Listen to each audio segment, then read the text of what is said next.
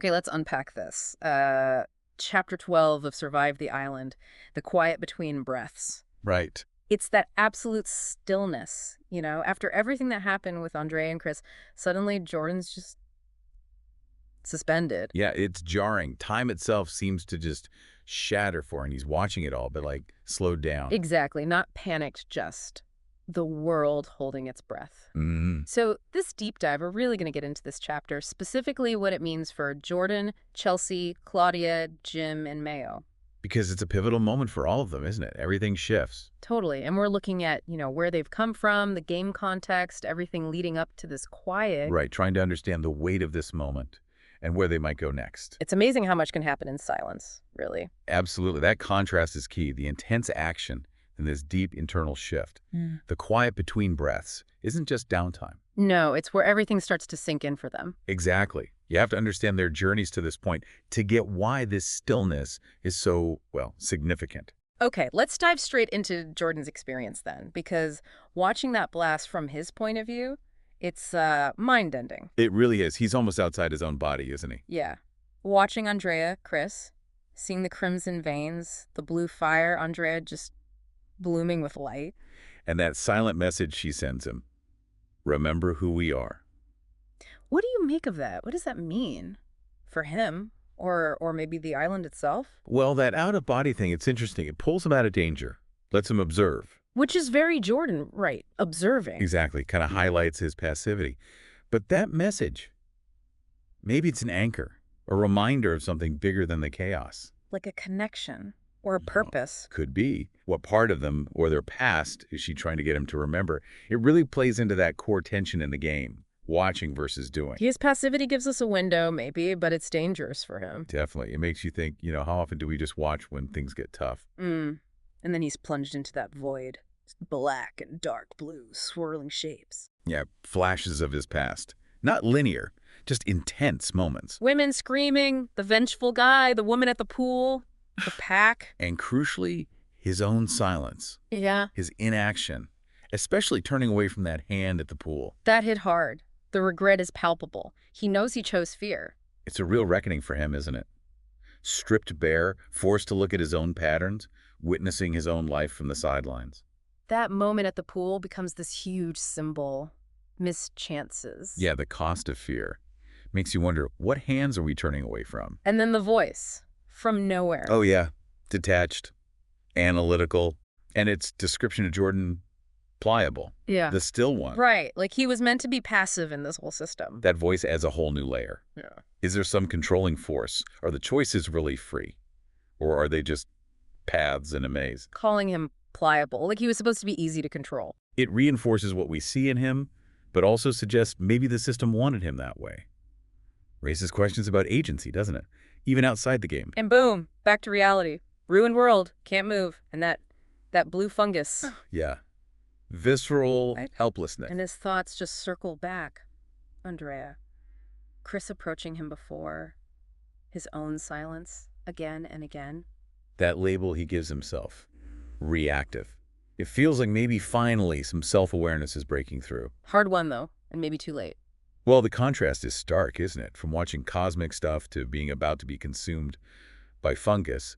But that awareness, that label reactive, maybe it's the first step. So his options in Chapter 12, give in to the fungus, The ultimate passive act. argue with the voice in his head, Still avoiding physical action, maybe. Verbal sparring instead of fighting. or try to move, try to fight the paralysis, hope someone finds him. That's the big one. That would be a real shift. Given his whole journey to passivity, clinging to Chris for safety, his weird role in Andrea's defeat, what pushes him? Giving in fits the pattern, sadly.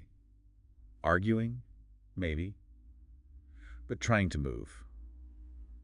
That feels like it connects to Andrea's message to his regret. Maybe he finally chooses action. It shows how past choices box you in, or how maybe one moment of clarity could change everything. Exactly. Okay, so let's switch gears. Chelsea. Right. Her experience is the polar opposite of Jordan's paralysis. The pool is like nurturing, a baptism. It really is. After all the destruction above ground, the pool is this source of life, and she remembers everything. Andrea's sacrifice, yeah. But also her own near-death with Peter in the engine room, and the golden roots saving her. That engine room moment was critical, wasn't it? Like a trial by fire. Or, well, by corruption. And she came out different. Done being afraid. That line really stands out. It's a powerful transformation. She faced that darkness, resisted the blue stuff, didn't hurt Peter, and the island's good side responded. The roots intervened. Resilience. Facing fear head on. Yeah, a major theme right there. How crisis can forge strength. And she's not alone down there. She sees Claudia, Mayo, Jim. Notices Jim seems different, clearer. And then the roots pulse. That steady invitation. Like the island itself is saying, okay, you chose, we see you. Exactly. It's acknowledging her resistance. And her thoughts shift too, right? From fear to potential. Yeah.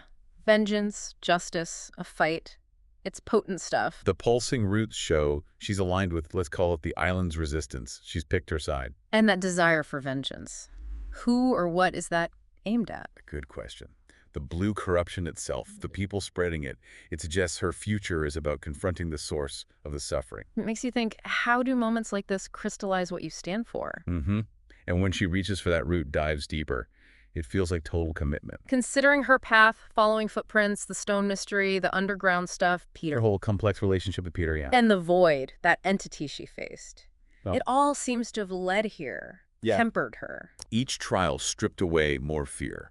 Her search for answers is now tied to fighting for justice. Maybe vengeance for Peter, in a way, or just against the force that took him. Okay, let's turn to Claudia. Her view of the pool is different. It's grief, loss. Yeah, the waterfall was her sanctuary, right? Her hope, its destruction hits her hard. You feel that loss of sacredness. She's holding Mayo, feeling the pain, but she still notices Chelsea and Jim. Her focus is always Mayo, that protective instinct. But she's still aware, still present despite the grief. That's a strength in itself. And then she feels it too. A presence, the roots offering un message, una mission. A message, a mission. And for Claudia, who wasn't just about her own survival, but Mayo, others, that resonates, doesn't it? Big time. Survival wasn't the whole picture for her. Now, this idea of a mission gives her a new purpose. She realizes the island is bleeding, needs help. It shifts her focus from just protecting to answering a call. It's that classic shift, right? From self-preservation to responsibility for something bigger. So she closes her eyes, connects, goes down. An act of faith. Definitely. Thinking about her journey, isolation, fear of Jordan, finding Mayo, fighting the corruption for Mayo, the pool sanctuary, what kind of mission fits her? Given her history, protecting the vulnerable, healing, maybe guiding others, she's proven her courage and compassion. A guardian role seems likely. Fighting the corruption by nurturing the good. Interesting. Now, Jim, in the pool, he feels calm, warmth. Yeah, which is huge, considering his last big memory is running terrified from Travis in the cave. He's remembering Travis transforming his own flight, the chaos during the blast with Chris and Travis, that angry golden light. The pool is like a moment of peace to process all that trauma. The warmth seems almost healing, but Travis is always there, that shadow of guilt. But here now he feels strength, belonging, not fear. A total flip. And he sees Claudia protecting Mayo. Which contrasts sharply with him leaving Travis. More regret. Exactly. It probably fuels that guilt. Mm-hmm. But he's also noticing Mayo more, feeling a connection start. Like maybe a chance to do better, to protect someone else. Could be. The pool offers emotional clarity. Maybe a path to redemption, not just rest. He gets the duality now. Blue corruption, golden hope. And he wants to fight, not just survive. That's the key shift. Survival isn't enough anymore. So he holds his breath, goes under, commitment, given his past resourceful, bonded with Travis, losing him, meeting Claudia and Mayo. What's this fight look like for him? What's he hoping to find? It's likely about atonement. Making up for leaving Travis by protecting Claudia and Mayo. Going under, maybe seeking understanding. How does this corruption work? How can he fight it? He learned the cost of fear. Now he seems ready to face it. Okay, and Mayo, for her, the pool is silence. Pure silence. A blessing after those voices tormenting her. Claudia is her rock, her anchor. She remembers the cold touch of the corrupted, nearly losing herself. Remembers Claudia and Jim pulling her back, and she sees Claudia is radiant now. That silence is healing. Claudia's presence is proof recovery is possible. Seeing Claudia transformed reinforces that hope. But then the past creeps back in. Boon, the ship, that old self she wants gone. Painful memories. And the pool itself is changing. Warmth fading, waterfall broken. The sanctuary is damaged. Yeah, loss for her too. But underneath it all, something else, old, alive. a different kind of whisper. Not the tormenting voices, something deeper. And she sees the others, Claudia, Jim, focused below, Chelsea moving. She realizes the island isn't done with her. It feels like acceptance, doesn't it? Her decision to dive. Yeah, thinking about her journey, the mark, the corruption, Boon, clinging to Claudia, fighting for herself. What does she hope diving will achieve? Probably agency, understanding, maybe finding the source of the voices to silence them for good, finding her real connection to the island, beyond the pain. She's resilient. This dive is her taking control, seeking answers. And then they all go. Together, Chelsea, Claudia, Jim, Mayo, plunging into the light. It's a powerful image of unity, not alone anymore, drawn together. In that golden water, they don't need to breathe. Feel the roots, gentle, alive. It's like they're fully immersing themselves in the island's life force, liberated from old limits. Shows the power of connection. They see the island clearly now. A battlefield. Two sides. And they know they're on the right one. Their resolve hardens. They understand the loss of the waterfall. A conduit, a place of rebirth. The engine room trauma, the ghosts, they're still there, but weaker. They feel stronger. And then the island asks them, directly, would they stand at its front? Wow, a call to leadership. Exactly, a challenge. Step up, take responsibility, shape what happens next. And the visions come, shared visions, underground caverns, symbols, pulsing bloodwood tree, the twisted branch structure, and Jordan still. Setting up their next choice.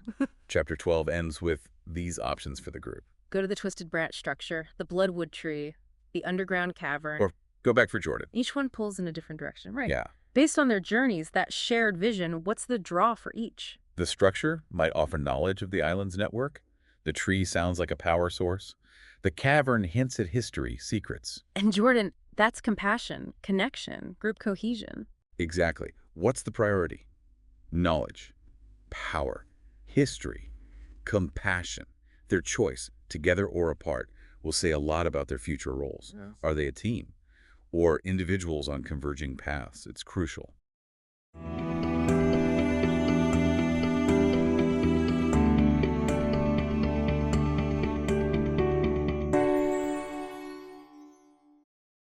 We're going to dissect the narratives of Graham, Mayoli, and Peter, explore their character development, identify the key themes, the usual, and really zero in on the critical choices each of them faces right now. Yeah, and for those following Survive the Island, the stakes are definitely high here. No kidding. Exactly. Okay, let's throw us right back into the tension then. Chapter 11 left us hanging.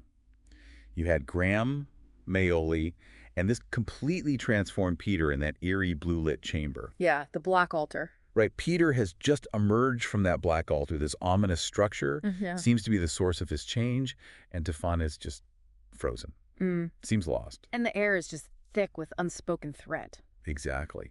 So let's start by trying to get inside Graham's head in the midst of all this. Okay, so what's immediately apparent with Graham is his intense focus on observation. Always the observer. Totally. The stillness of that chamber isn't peaceful to him at all. He feels like he's surrounded by danger.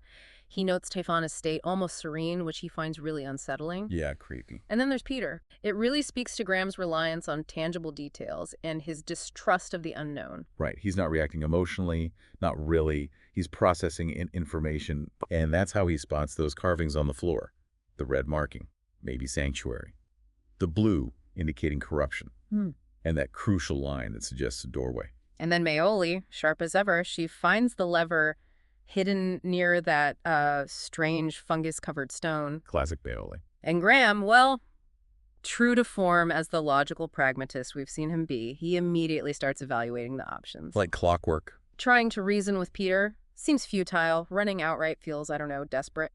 But the lever, that aligns with his way of thinking. Makes sense. He doesn't know what lies beyond, but for Graham, that element of agency, of taking a calculated risk, it's often preferable to staying in a known danger. Yeah, that tracks with his character. Agency over just waiting. Yeah. Even if it's into the unknown. It's a consistent thread for him, isn't it? This belief in calculated risk. So he acts, pulls the lever. We get that really visceral description, the grinding stone, the dust, and then that sliver of cold black air, a passage into absolute darkness.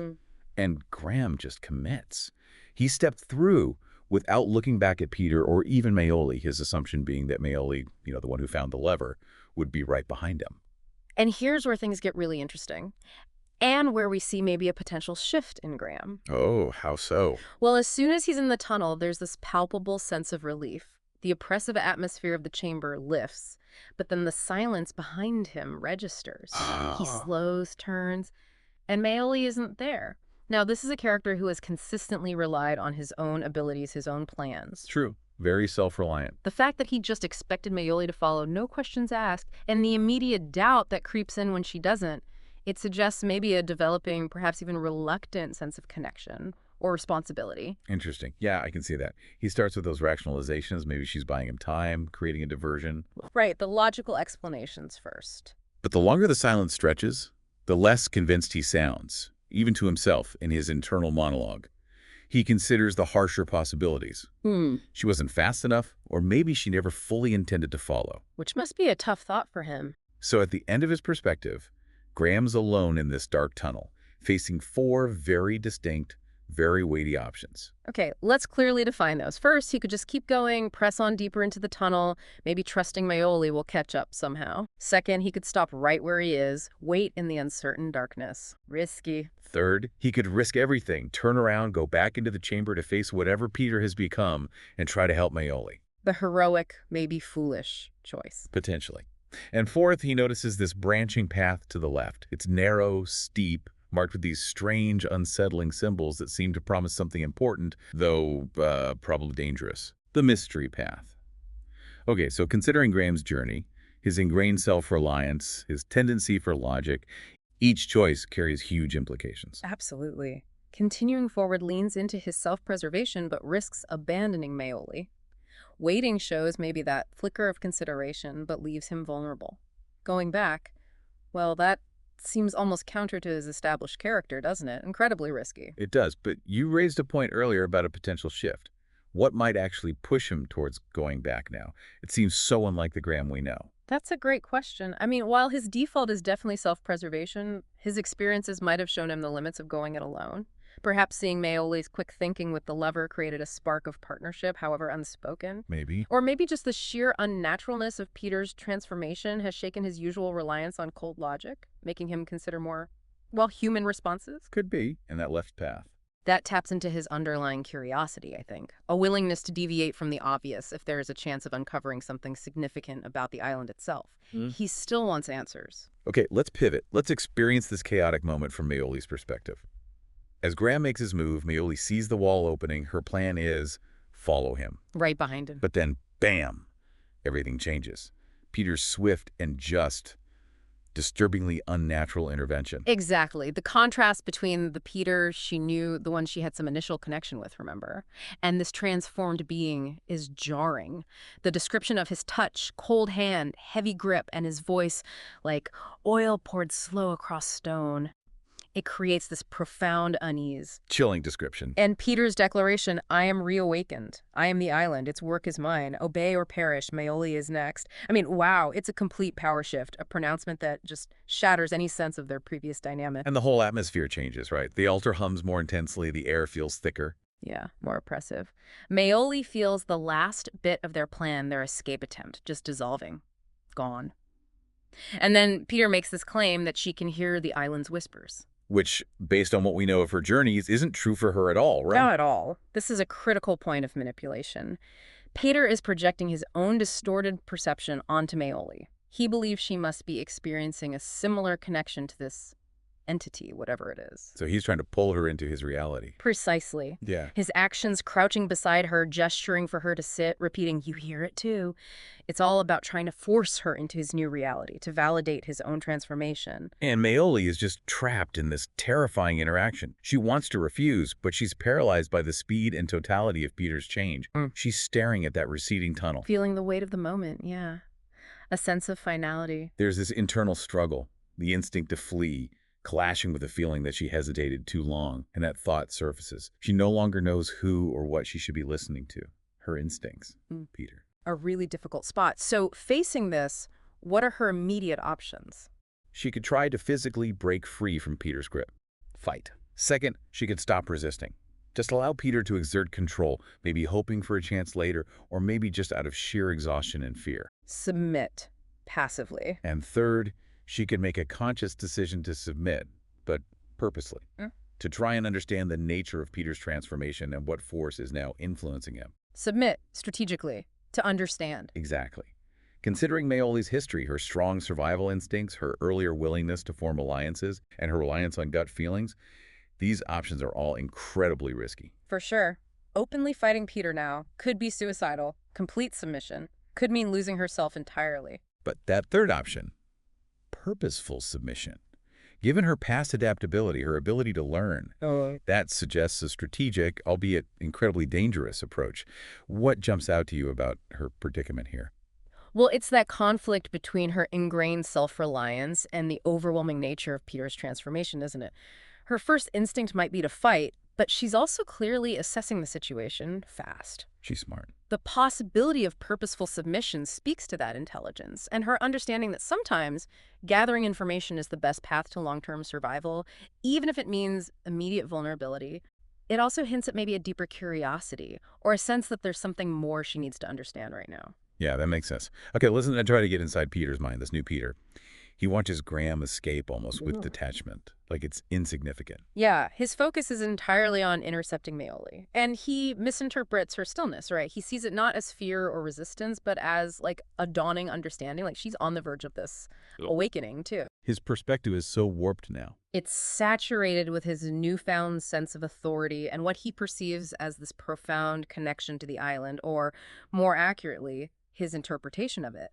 His movements are described as slow, sacred, emphasizing this ritualistic aspect. And the humming altar reinforces that. Definitely. When he tells Mayoli, you hear it too, his initial assumption is that her silence is reverence, a shared experience. But then he starts to sense the fear, the resistance. Right. He picks up on it. And this prompts a deeper explanation of his own transformation.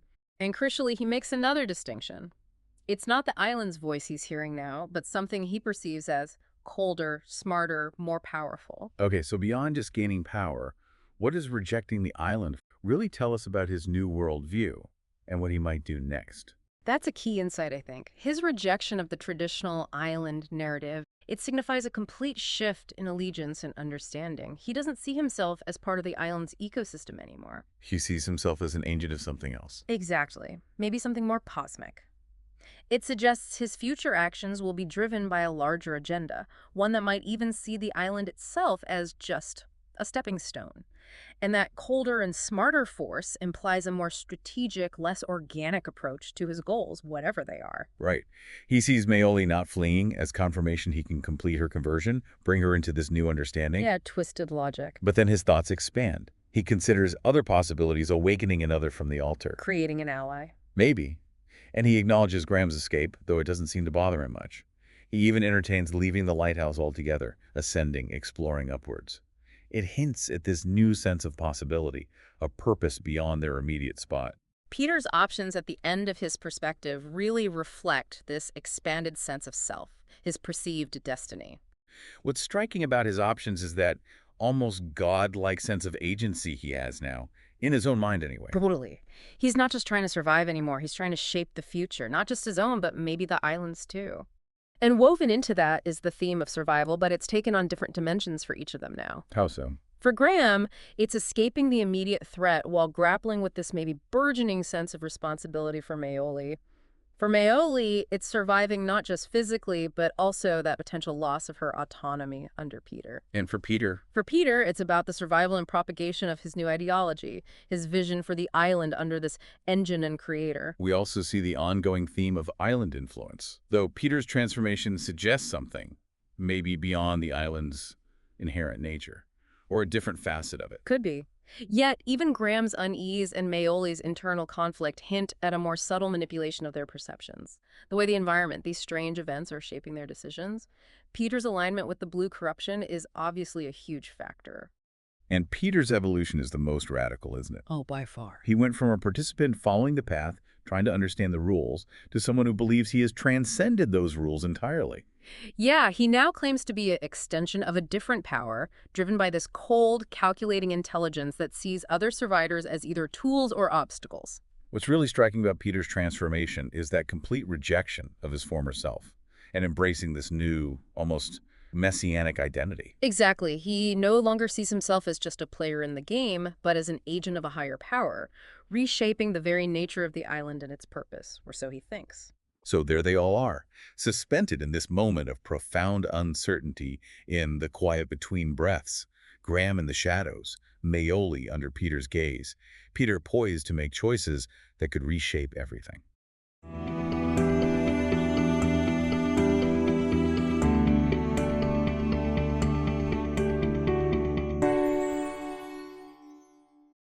What happens when your choices don't just, change the outcome, but actually change you deep down? That's really the core question here, isn't it? Especially with Survive the Island. Exactly, because we've been following Mike, Ian, and Bryan, and now in Chapter 12, the quiet between breaths, it feels, well, less like a pause and more like maybe the calm before another storm hits. It's a very deceptive quiet, I think. After everything they've just been through, the intensity hasn't really gone away. It's just shifted. You can feel the island's influence kind of settling on them.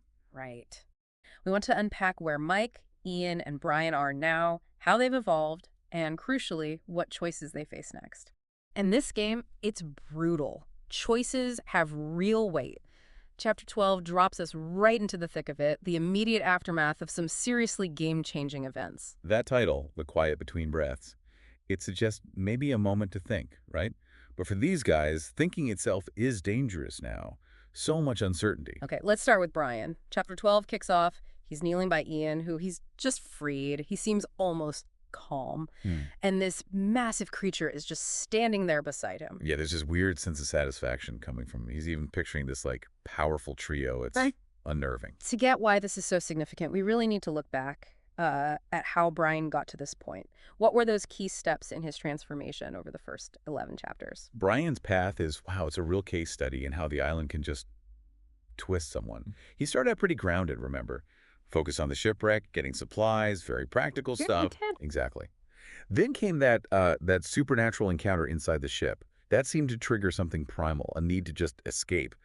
But then came the paranoia, right? Pulling away from the others. Yeah, wanting to be alone. And then finding Rosendo's map and key. Right. That became an obsession. That was his ticket out, he thought. Until Rosendo betrayed him, that felt like the real turning point. Absolutely. That feeling of being abandoned, betrayed, Hmm. it just seemed to, I don't know, crack him open to the island's darker side. He accepts this power, undergoes that physical transformation. And suddenly feels like he owns the place. Pretty much. Dominance. And the way he dealt with Rosendo. Vengeful. He saw Ian as totally insignificant. Chapter 11 just solidified all that, his connection to the island, the creature appearing. So fast forward back to Chapter 12. He makes this offer to Ian. But it's not about friendship, is it? It's framed as purpose, like we're survivors, but it feels cold, calculated. Completely. He sees Ian as, what, an asset. A piece on his chessboard. But then, Mike, a twig snaps. Yeah. And Mike just yanks Ian into the bunker. Yeah. Suddenly, Bryan's plan is just gone.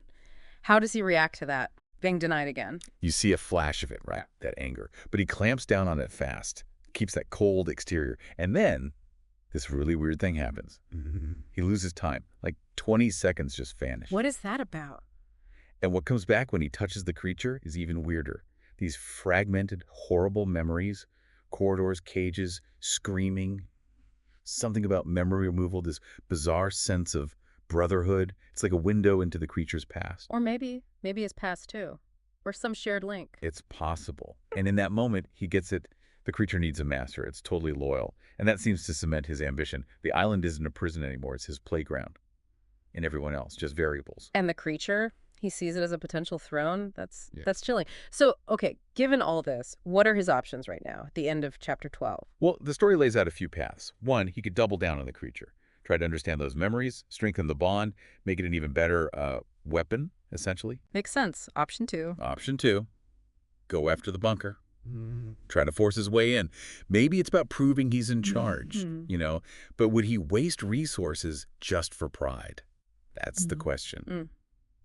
Third option's really interesting. Forget Mike and Ian for now and go find this master. Follow that blue corruption we keep seeing signs of. A master. So there's someone else. Or something else pulling strings. Could be. Does Bryan want to serve? Or does he want to take over from this master eventually? Yeah. It hints at a bigger power structure on the island.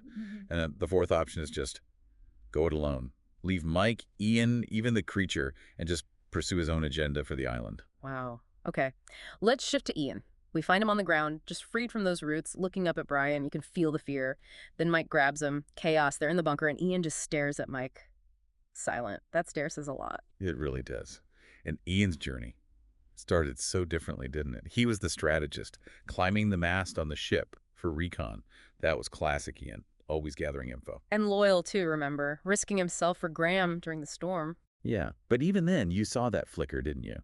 That conflict between looking out for Graham and, well, that cunning impulse for self-preservation. The island forces those choices. Brutal choices. And after Graham, well, Ian became driven, searching for answers, carefully checking out those weird structures, always watching, thinking. Until he ran into Mike, when Mike was not Mike. Right. That forced him into hiding, where he saw Bryan's whole transformation happen. Yeah. And then Bryan traps him with those roots.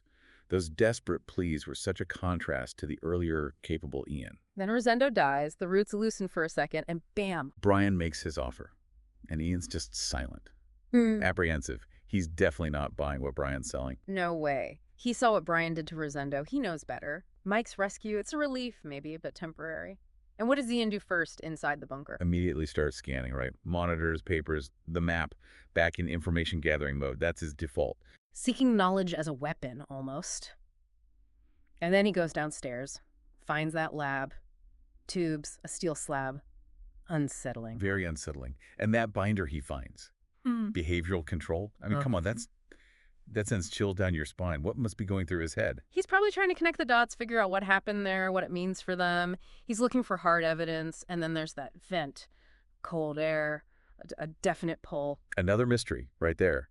Something immediate, tangible. Absolutely. And just before they have to decide what to do, Mike says it, "I owed you," and Ian's reaction, just silence. That fixed stare again. What's behind that silence? Oh, it's got to be complicated. Relief, sure, he's safe for the moment. But Mike nearly killed him before. Trust isn't exactly easy to come by here. Maybe resentment, too. Mike's one heroic act doesn't just wipe the slate clean. Not at all. So Mike and Ian are together in the bunker. What are their options? They're shared options, really. Okay, first, they can stick to the lab. Really dig into the equipment, those creepy documents. Try to figure out what this place was. Get some answers, hopefully. Option 2. That computer terminal is Yeah. still active. Boot it up. Could hold vital intel, but who knows what activating it might trigger. Could alert someone or something. It's a risk. The definite gamble. And option 3 is that vent. Follow the cold air, the pull, go down into whatever's down there. It feels significant, but it's a total leap into the unknown. Okay, finally, let's talk about Mike. Chapter 12 starts with him hiding, terrified, not just of Bryan, but specifically of that silent creature. And Bryan's calm voice, that freaks him out more than shouting would. Yeah, that quiet certainty is deeply unsettling. And he's remembering, isn't he, how he scared Ian before. That memory seems to be weighing on him heavily. And then the twig snaps, Bryan turns, and Mike just acts. It's pure impulse, grabbing Ian, running for the bunker, no plan. And afterwards, that simple line, "I owed you." So Mike's journey, man, his has been maybe the roughest, wouldn't you say? Arguably, yeah. He started out okay exploring the ship, but then he got marked. And that was the beginning of the end for a while.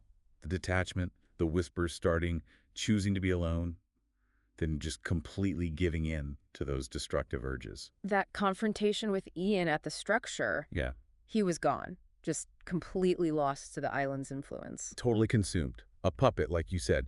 But then something started to shift back. Seeing Bryan transform, seeing him kill Rosendo in cold blood, it seemed to, like, shock him awake. The horror of it maybe broke through. I think so. It triggered this massive wave of guilt, this desperate need to do something right, maybe, which leads directly to him saving Ian. It felt genuinely selfless. So in Chapter 12, his fear of Bryan, especially that calm, is real. And the memory of hurting Ian is pushing him. The snap twig is just the catalyst, but the real reason he acts is that guilt, that need to atone. Exactly. That "I owed you" is him owning it, finally taking some responsibility. But like we said, Ian's silent stare shows just how hard it's going to be to rebuild any kind of trust. Absolutely, and Mike's options now are Ian's options, since they're stuck together. Check out the lab, risk the computer, or brave the vent. It's really striking, isn't it, how much the island has fundamentally changed all three of them. Bryan's embracing this darkness, seeing himself as a ruler. While Mike and Ian, both scarred in different ways, are huddled in this bunker looking for answers, maybe safety, they're on completely opposite tracks now. Radically different paths. Ambition versus, well, survival and maybe redemption. And you just know these paths are going to collide again, probably explosively. Bryan's not just going to let them hide in that bunker. It really makes you think, doesn't it? The island's like this pressure cooker forcing them into these new shapes. Their next decisions aren't just about surviving the next few hours. They could change everything. It's a fascinating place to leave them, poised on the edge of another unknown.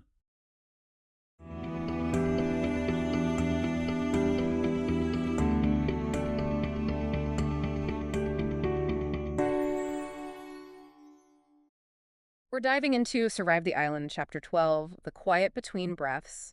And that specific, unnerving stillness is, well, it's everything. Yeah, Cowin nails it when he thinks the silence was so total it felt forced. That's the feeling. That's what we're digging into today. And it's just one chapter, but it really shows how this game, Survive the Island, works. You know, these individual choices, these histories, they all sort of weave together. To choose your own adventure style, yeah, it really hooks you because every little thing matters for what happens next. So our mission today, basically, is to get inside the heads of 4 key people right at this moment. Yeah. Cowin, Boon, Andrew, and Jill. Right. We need to look at, where they've come from up to now, what big things shape them. What they're thinking in this chapter, this quiet bit. And maybe try and figure out what choices they might make right at the end of it based on all that history. It's about seeing these turning points for them. Yeah, these critical moments. So setting the scene for Chapter 12. They've just come out of some pretty intense stuff. Oh, absolutely. Jordana's elimination, Jill stepping in with that incredible light. And bam. Suddenly they're in this super quiet jungle. It feels wrong. They sense danger, hear this weird cry in the distance. Then the ground shakes. It's that contrast, isn't it? The chaos right before, and now this. This heavy, waiting silence. That's where we find them. Exactly. And by looking at it from each of their points of view, considering what they've been through, we can maybe understand why they do what they do next, what's driving them. Makes sense. Okay, let's start with Cowin. Thinking back, he was all about finding rescue, wasn't he? Laser focused on seeing that ship's mast. Yeah, that was his initial drive. Very tangible goal, escape. But then things got weird fast for him. Remember the bone dust circle on the ship? That marked him. And stuff started happening immediately, didn't it? Supernatural stuff. It threw a real spanner in the works for his sort of practical outlook. Suddenly there's this other layer he can't explain. And then the ship's actually sinking. He tries to save Sarah M., which shows loyalty, but then... Then survival kicks in. He has to get... It's that conflict, isn't it? Definitely. But then you see him swim towards Andrew during the shark attack. That took guts. And pulling Boon from the sand. Acts of real courage, yeah. But he's also deeply suspicious of Jill. Her power seems to genuinely unsettle him, threaten him almost. Plus, those whispers came back for him, messing with his head again. Until Jill's light. That moment of clarity, brief as it was, it must have been jarring. He's been through the ringer, internally. And you really feel that internal battle in Chapter 12. The way the jungle feels to him, wrong, no life, forced silence. It mirrors that quiet inside him after Jill's light. It's like the external static is gone and he's left with himself. Which sounds terrifying for him, actually. The quiet is maybe worse than the whispers in some ways. That's a really good point. And it's interesting how he's following Jill, but it feels almost involuntary, like he's being pulled. Yeah, there's not much intention there initially. Then that cry cuts through the silence. But before he even processes that... The boom, the ground trembling. And that's it. He knows. He's certain. It was another one, corrupted. He recognizes the pattern instantly. Himself, Jordana. It triggers something immediate. We go now. That urgency. And notice the shift. He's not running from it anymore. He's running towards it. He thinks he understands this threat now. Yeah. And he immediately looks to Jill, tells her to use her light. End this. Like she's the weapon they need. He wants to confront it head on. No more running. So, thinking about all that, his history with corruption, wanting to fight back now, seeing Jill's power as the key. Yeah. What's his likely choice at the chapter's end? 3 options, right? Yeah. Given how he reacts to immediate, powerful threats and his own recent brush with corruption, and maybe that flicker of hope Jill's light gave him, I think he pushes hard to go east, towards that awakened thing he senses. More than the battle cry. Or Bryan. The battle cry is, well, it's distant, Bryan's unsettling, sure, with the blue glow, but Cowin seems locked on to this powerful corruption he feels to the east. It fits the pattern he recognizes. It feels like the main event to him. Okay, that makes sense for Cowin. Let's switch gears to Boon. Also started as a ship mast seeker, like Cowin and Andrew. But crucially, he managed to avoid that bone dust circle on the ship. Right. That little detail Hmm. maybe says something about his intuition. A bit more wary from the start. Could be. A sensitivity, maybe. And then he saw what happened to Mayo, watched him deteriorate. That must have been deeply affecting. Horrifying. Seeing the island's power firsthand like that, but then his own trauma. The sand attack, being pulled under. That vision he had. The Yeah. fused bodies, the hollow mouth shaped like purpose. That's not just physical terror, that's existential dread. It clearly left a huge mark on him. But Andrew and Cowin pulled him back. Saved him. And that seems to have created this intense loyalty, this fierce protectiveness, especially towards them. We saw him step up against Jordana to save them. Yeah. But Mayo's fate. Mm-hmm. That's the ghost that won't leave him, is it? Absolutely. It's a constant fear. And in chapter 12, you feel him wrestling with that. He feels ignored, like the others are just being pulled somewhere dangerous. And his view of Jill is telling. Not like she chose this path, but like she just ran out of other options. Yeah, resigned. And the jungle for him, it's oppressive, wet, dense, tasting like old blood, moss, and that physical memory, the pressure from the sand, he's reliving it. You can almost feel it with him. He's trying so hard not to remember the hands, the vision. Mm-hmm. He saw Jill cleanse Cowin and Andrew. He knows she's powerful. But now, he's worried they're leading her into danger. He sees her as pale, resigned, like someone walking toward her own funeral. That's heavy. It shows how much he fears history repeating. That memory of Mayo comes rushing back, the eyes changing, that empty smile, the blue glow. He sees parallels with Jill. And that promise he makes, not again. That's his driving force right now, that protectiveness, fueled by the trauma of Mayo. He sees Cowin and Andrew, maybe unintentionally, leading Jill down a similar path. So, his choice. He's not going to follow them towards what he sees as danger for her. I think it's highly likely he wants to go back towards the battle cry, towards Michelle. Confronting Bryan or going further east feels like putting Jill directly in harm's way, in his mind. His priority is stopping another Mayo situation. Protecting Jill overrides everything else for him. Fair. Okay, let's talk Andrew. Right, Andrew. Another mass seeker, also marked by the circle? But his reaction when the ship sank was different, more practical. Build a raft. Now. Yeah, very resourceful, pragmatic. That's his baseline, it seems. But then, like Cowin, he had that moment during the Chirk attack. Choosing to help Cowin. Mm-hmm. A step beyond just looking out for number one. Maybe the start of a moral compass developing. Then helping rescue Boon reinforces that. Still, he has that weird aversion to Jill.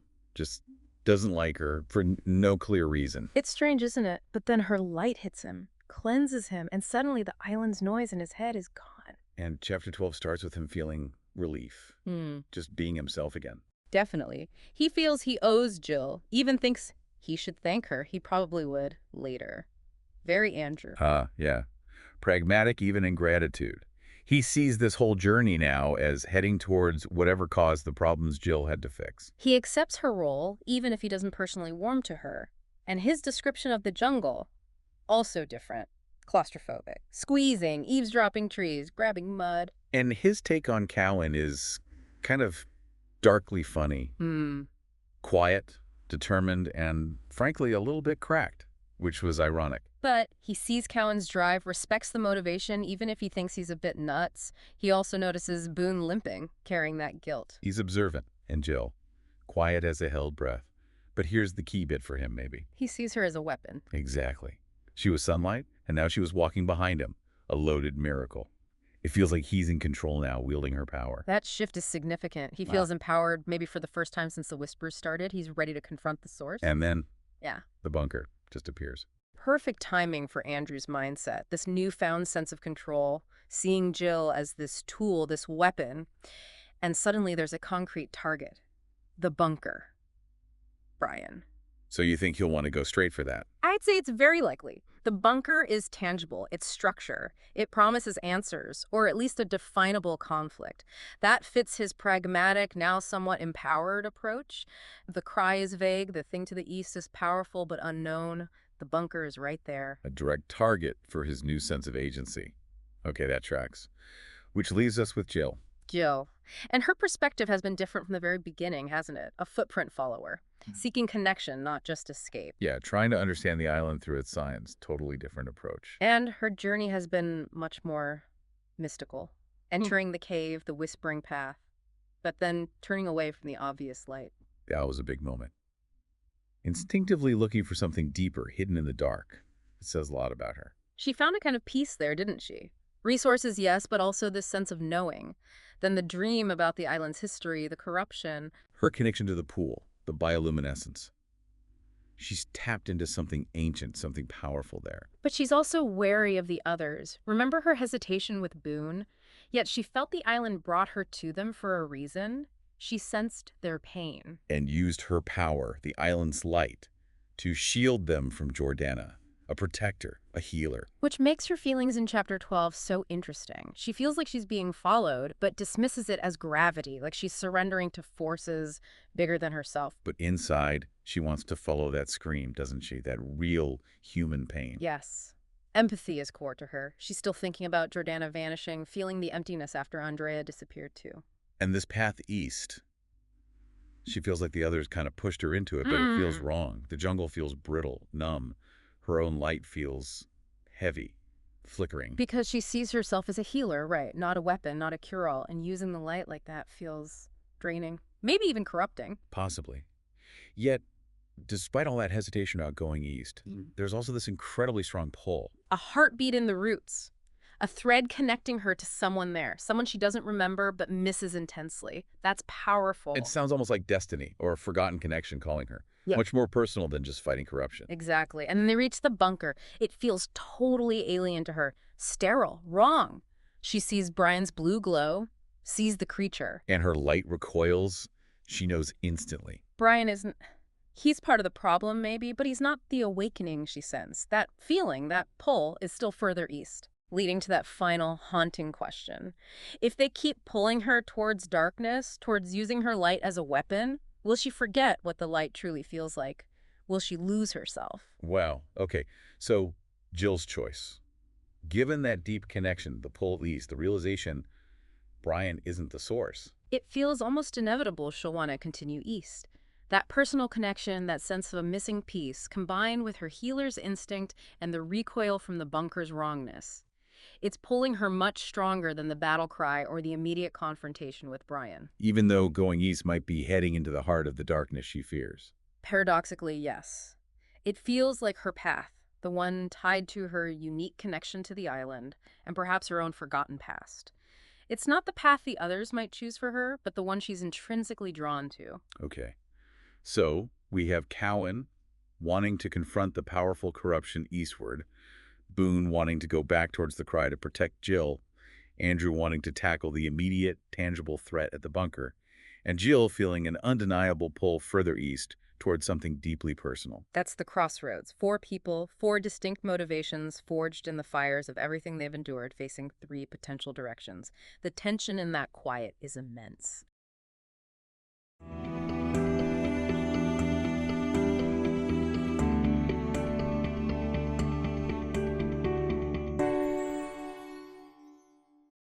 Okay, let's unpack this. Picture it. You're standing right at the edge of this glowing crater. And beneath your feet, there are these roots, bloodwood roots, just humming with this energy that feels really fundamentally wrong. Yeah, unsettling. That's exactly where Michelle is. She's just lashed out, made this desperate move against the entity she now gets, is the creator. The air's just thick with it. And that's where we're diving in today, right into Chapter 12, The Quiet Between Breaths. We're really focusing just on Michelle here. Yeah. Because we know you, our listeners, you get invested in these stories. Yeah. And this chapter, it feels like a real turning point for her. Absolutely. So our mission, if you like, is to dissect this moment, look at how she got here, her whole journey, and maybe speculate a bit on what her choice now might reveal. Okay, so back to the crater's edge. Michelle's there. This cold blue light is just radiating up, and that humming from the bloodwood, it's almost daring her, you know. And she decides this is it, her only shot against the voice, the creator, and she just goes for it. No hesitation. And that's a real shift, isn't it? Because earlier, she was maybe more reactive, but here, it's decisive. Yeah. She consciously calls on the Bloodwood's power. Yeah, you feel it in the description, the roots seeking something, the sap in her veins. She's pushing her power into the earth. It's It's intentional. pure defiance. And then the island just erupts. It's not just her energy going out. The ground starts shaking. The crater pulses with that weird light. And then it hits back, like Yeah. literally bites back. The cliff face under her just shatters. Whoa. Yeah, those blue veins ripping through the stone. And poof, she's falling into this blinding blue. It's such a massive escalation. Totally. Yeah. And think about all those sensory details crammed in there. The metallic taste, the vibrating roots, that jolt she feels. Then the fall, the roots snapping, fungus exploding. It's chaos. But it feels like a direct response to her action. So then she's suspended, Yeah. floating above this sea of undulating blue, it says. Yeah. And it's cold, really cold. And maybe the worst part, that connection she's built with the island, with the Bloodwood, it feels like it's fading, like it's being drained. A really precarious spot. Physically, obviously, but also for her power base. And that's the moment, right? That moment of suspension allows for the direct chat with the creator. Exactly. And his opening line, "That was brave, but brave is rarely wise." Oof. Straight away putting her on the back foot. Yeah, condescending much. He acknowledges she found a fracture, a moment, sure, but then dismisses it almost immediately. And then he just flips the whole narrative, tells her she's not fighting a disease, she's resisting a cure. Which makes you go, wait, what does he think the sickness is? Oh, It just completely reframes her entire struggle. And then he gives his version of history, you know. The Bloodwood was chaos. He brought order. He basically dismisses everyone who came before her seeking freedom. It becomes a very self-serving story. Mm-hmm. Paints himself as the good guy, the organizer. Pretty much. He even says she's the closest anyone's gotten to understanding his system, that it improves each time. Which sounds like classic manipulation, doesn't it? Like dangling this twisted kind of praise. It really does. But Michelle, she doesn't just buy it. Her question, then why not just end it? That cuts right through the noise. Good question. And his answer? Because you're still here. And because someone or something keeps breaking it from the inside? That's revealing. It hints at instability, right? Something her actions have definitely poked at. Yeah, implies she's not the only problem. Or maybe she's the biggest crack so far. Could be. Then he tries to downplay the island's power. Calls it chaos rewritten in softer light. Says it just delays the end. Why do that, you think? Try and diminish the very thing she's using. Maybe trying to isolate her. Make her feel like her connection, her power source, is ultimately useless against him. Make her feel alone. And then he drops the big one. Why she was brought there. Because she can survive, learn, adapt, choose. It casts her whole experience as like some messed up audition. Ugh. And then the offer. It sounds so simple. Walk through the door, alone, free. You've earned the right to go. No more watching others die. Almost sounds like a reward. It sounded so simple, too simple, and yet that internal conflict is right there. Absolutely. That simplicity is what makes it so suspicious. You're just left wondering, okay, what's the catch? What's really behind that door? Yeah. And all the while, you've got these details, like the frost of her breath, grounding it back in her physical reality. So that's the crossroads. Fight with what little she has left, try to buy time, ask another question, or just give in. Yeah. Choose survival. A hell of a choice. To figure out what she might do, maybe we should look back. How she's changed. She started as a footprint follower, right? Which suggests she was initially looking for connection. Yeah, definitely seeking safety in numbers, finding shelter with a group. But the destruction of that shelter, that was a major turning point. Right, that vulnerability. Exactly. It pushed her towards the Bloodwood tree, towards its irresistible allure. Think about that moment of desperation. It led her to embrace something completely unknown, potentially dangerous. That decision in Chapter 5 to actually drink the sap, that was massive. It wasn't logical. It was pure instinct, a leap into the island's weirdness. And it fundamentally shifted her path, didn't it? Moved her away from just surviving towards actively seeking power, seeking understanding, but on her own terms. Yeah, she gets empowered. But then come the visions, the awareness of the creator. Scary stuff. But it also sparked this boldness in her. Remember her climbing the tree, unleashing that battle cry? That wasn't just someone hiding. That felt like a declaration. Definitely. Her whole arc shows this move from needing the group to this fierce self-reliance, this unique link to the island's secrets. Even back in Chapter 10, trying to steal his secrets instead of a direct fight. That showed strategy. She was learning about her enemy. And learning he's not some god, but a manipulator, especially seeing what happened to others, like Right. Andrea. Yeah, those experiences solidified her view of him. Well, So the attack in chapter 12, it feels like the culmination of all that. Her understanding, her courage, it all comes together in that one action. That sets her apart. Many would just run from that. true. And her resilience, facing those terrifying visions and actually using them to learn something instead of just being paralyzed by fear, that's huge. Yeah, turning fear into intel. And just her whole proactive stance, shifting from how do I stay safe to how do I understand and fight this corruption. That defines her character arc for me. Plus that unique Bloodwood connection. It gives her insights, abilities others just don't have, makes her a real wild card. Absolutely. Her strategic thinking against the voice, her bravery in the attack. You line up those moments, drinking the sap, the battle cry, deciding to go to the crater, trying to steal secrets, this final attack. It paints a clear picture. Michelle's forged her own path, really defined by engaging with the island's strangeness and standing up to its controller. Okay, so bearing all that in mind, the three options: fight, question, or give in. What feels most like Michelle now? Well, fighting. It aligns perfectly with what she just did, right? Attacking the creator directly. She's shown she'll confront power, use the bloodwood, even when it looks hopeless. Maybe leaving a final mark is enough for her. That feels possible. But what about asking another question? That also feels very. Hmm. Michelle, she wants to understand. She's strategic. Given how vague and suspicious this offer is, trying to learn more before jumping seems smart. Remember her asking, why not just end it? She thinks bigger picture. Yeah, probing for weakness, maybe? Or Yeah. the real truth behind the offer? Could be. So, the third option, giving in, choosing survival, walking through the door. That feels like the biggest leap away from her character, doesn't it? It really does. I mean, the desire to go home, to be free, it must be immense. But her whole journey has been about not just accepting the easy way, about pushing back, demanding answers. To just take this seemingly simple escape offered by the guy she knows is manipulating everything. It feels off, out of character for the Michelle we've seen develop. Agreed. The exhaustion, the temptation they'd create, real conflict inside her, no doubt. But her pattern, it's resist, learn, confront. So continued resistance feels more likely. Whether that's one last explosive fight or a clever question to buy time, that's the cliffhanger. So, wrapping up, Michelle's incredibly brave attack leads to this surreal standoff. She gets this tempting but deeply suspicious offer from the creator himself.